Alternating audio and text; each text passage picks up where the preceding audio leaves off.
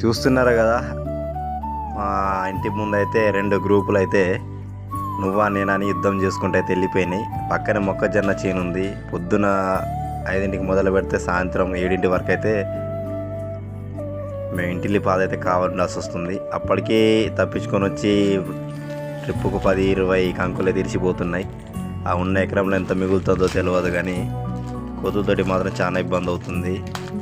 దాని గురించి మాత్రం శాశ్వత పరిష్కారం మాత్రం ఆలోచించాలి, లేకపోతే రైతులు మాత్రం ఏవి వేయలేరు.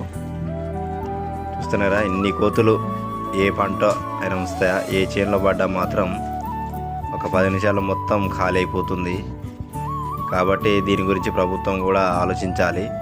ఎందుకంటే ప్రభుత్వాలు వ్యాపారం కోసమే జమాల్ చెట్లని, టేక్ చెట్లని అవన్నీ పెంచుకుంటూ పోతున్నాయి, కానీ ఇంత విస్తీర్ణం ఉన్న ఏజెన్సీ ప్రాంతాల్లో పండ్ల తోటలు మాత్రం పెట్టట్లేదు. ఆ పండ్ల తోటలు పెట్టినా సరే అవి అడవిలోనే తినుకుంటూ ఉండేటి. అవి లేక వలన కూడా అవి గ్రామాల్లో అయితే వస్తున్నాయి. కాబట్టి వాటికి కూడా బ్రతికే హక్కు ఉంది, వాటికి కూడా స్వేచ్ఛ ఉంది.